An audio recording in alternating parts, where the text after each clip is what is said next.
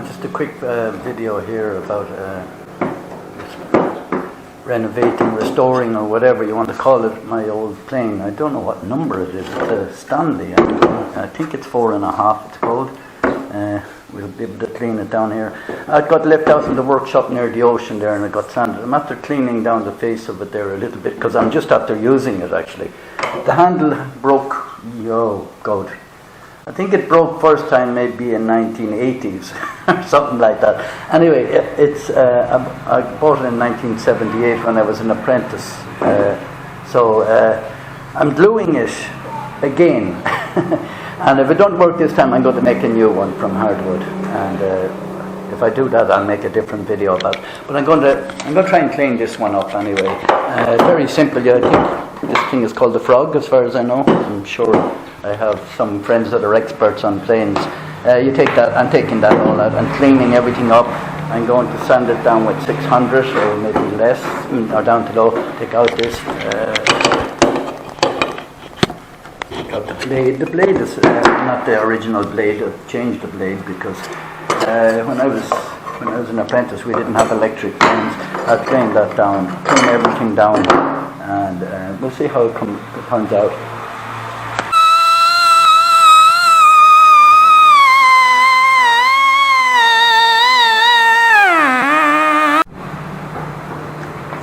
As you can see now, it's Bailey 4.5. You couldn't see that earlier, and it's a made in England one. So I think at the time they told us the steel from the US is better than the one from the thing. So I think the blades of my chisels are over US steel. Back that time it was snobbery maybe a little bit as well, but yeah, we're cleaning up the inside of this. Anyway, I have it all the rough dirt off it now, and I'm going to put. The reason I'm putting lacquer thinners, rather, I have this in turpentine, all the screws and that. But when I have the paintwork, I want it to evaporate off it, and with lacquer thinners it will. Lacquer thinners, you need to wear a mask with it. I think it's banned in most places in the US.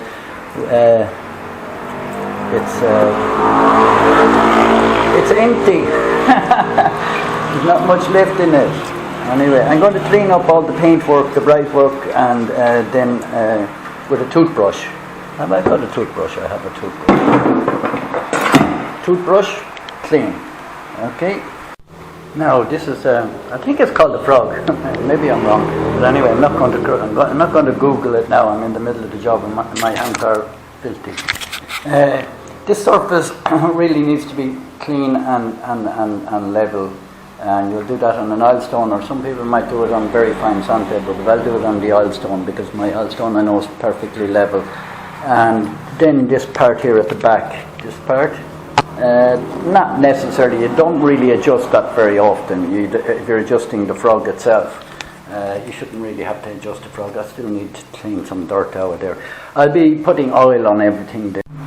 Now I've got the Frog is in very reasonable condition now. I took very little off it now on the thing. I mostly only grime off it. This is important. This is because the blade makes contact with all this bright part here, and it should be slightly lubed all the time. On the other side, where the Frog fits into the body itself, it's adjustable, but we seldom would adjust that. So I just give that a quick rub around, and I cleaned it up.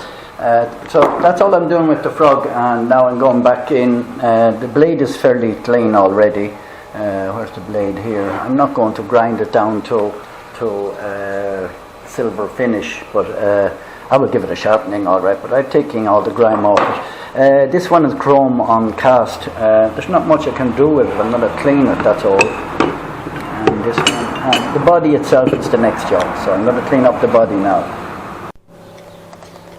Okay, so now I have it pretty well cleaned up now. The Frog is cleaned, and I'm not going to grind this down. There's dents off this. This is not a workshop clean. This is used on sites all over Europe and Asia even as well. So I'm going to put the Frog back on. Easier to put the wheel on before you put the Frog on. So you just put the wheel in like this. Remember, it's left-hand tread, so if you're wondering why you can't get it on, it's left-hand tread for the blade height adjustment. Now the frog has also got an adjustment screw as well. Where is it? This one. So this lot's on in here like this for the frog. Seldom you would want to do the frog, adjust the frog, but you might if you're doing precision work. A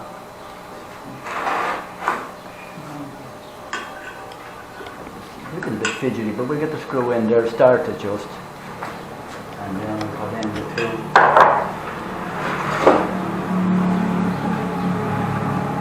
We put in the two screws that hold the frog down. I'm assuming this is called a frog, but anyway, if it's not, I'm sure there'll be plenty of people shouting below. Could be a different name in different countries, but I think we call it a frog. I don't know. It looks like a frog. Yeah, shaped like a frog. So maybe it's only a nickname we used to have on it. So I'm going to tighten these down, not the whole way. Then I'm going to adjust my frog by.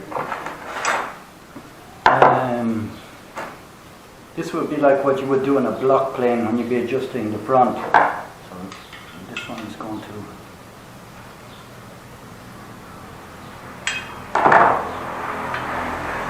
Just trial and error. I'm going to tighten these in a little bit. Because your blade, when your blade is on top of its clasp, the spring clasp, it's going to be like this. So you can imagine where it's going to be. That looks fairly right. I usually have this in line with this, so maybe I need to go in another little bit like that. And then we'll do this with squares before we tighten the screw. You can adjust this later. If you think it's a little bit wrong, adjust it later.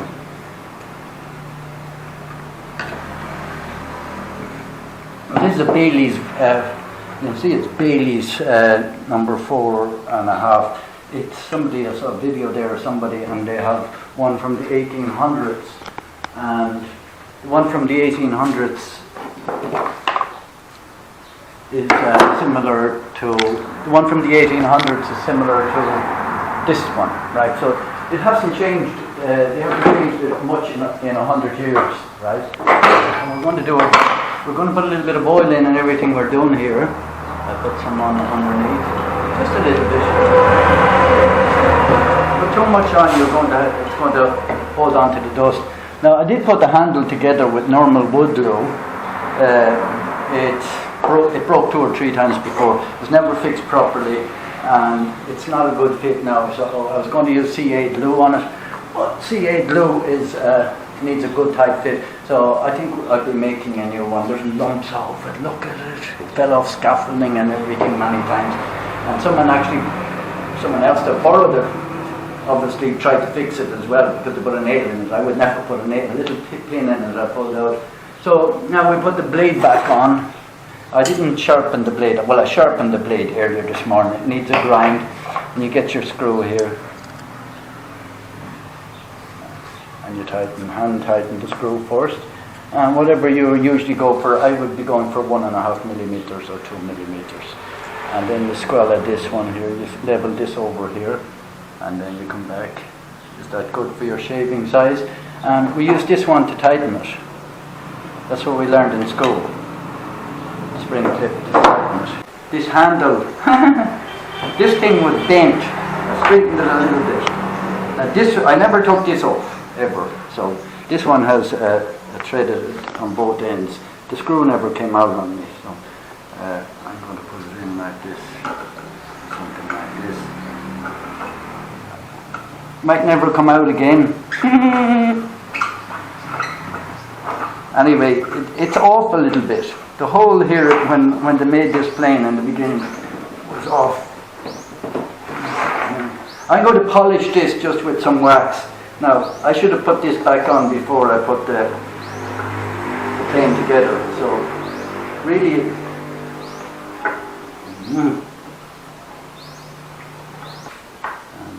these old screws, you know. These screws are the same ones as probably from the 1800s, even though I bought this in what did I say I bought? I think 77 somewhere between 77 and 78, just before I started my apprenticeship.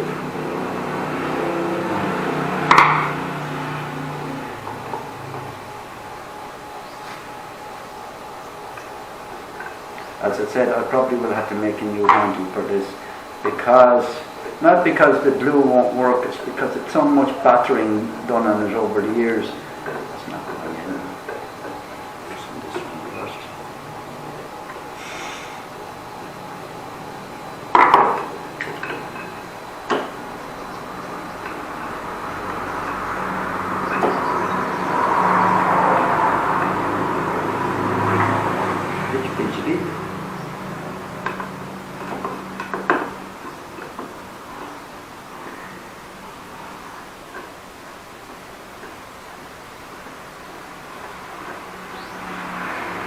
Still a bit crooked, the screw. I can see it's crooked, that's why it's when I'm turning it in there. That's probably what caused the problem on it before. It got bent, the screw got bent because we were using the plane with the handle broken.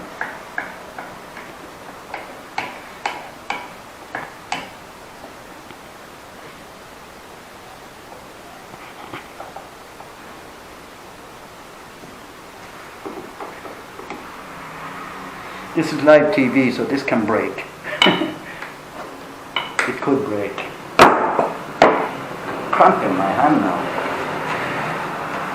Anyway, we want to make this plane functional again, so that's what we're doing. I don't know why that is. Why that the wrong way around? No, it seems to be hitting off this handle slightly. Have I got it wrong? Maybe it should be further forward a little bit. Normally we would do it like that, Anyway.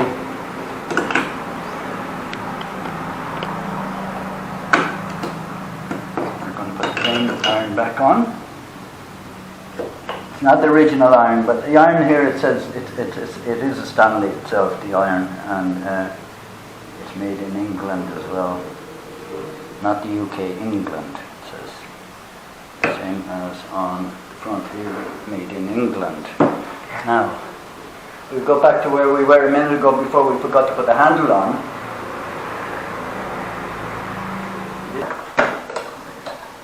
And I'll be teaching the children here, I'll have to be teaching them the difference in the grain. But anyway, let's just see what this works like.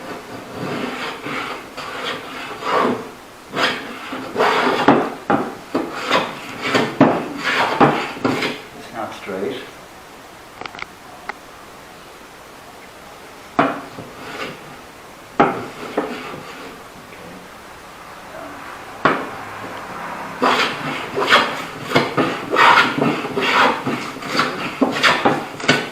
I'm going against the grain there, as you can see. I'll turn this around the other way. It should be smooth.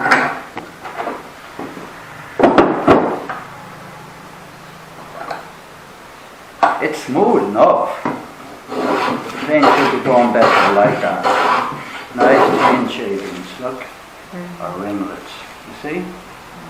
And pine you really have to go with the grain. Some of the other woods we're using, you won't have to. Anyway, there's my plane from when I was 16 years old, and now I'm 56. So it's 40 years, this is 40 years old. Anyway, thank you for watching this short video about Bailey's 4.5 that 40 years old, and I won't say nostalgic, a little bit. I don't, because I don't feel like 56 years. I'm 57 actually almost, so it's 41 years old.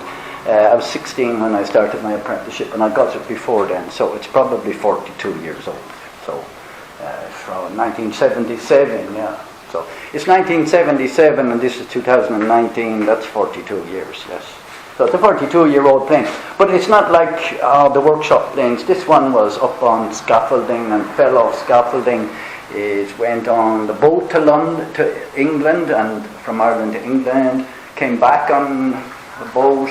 went over on an airplane to do a job for somebody in London and back again, and went around the country of Ireland, and it ended up coming over to the Philippines. And I'll keep saying I'm going to tidy it up a little bit because today we don't use hand tools so often. But now that I'm going teaching carpentry, that's why I have 4 vices here, because we're going to be teaching some children here some normal carpentry. I need to brush up my own skills a little bit. And thank you for watching again, and please subscribe up this side today. I'll put it up this side.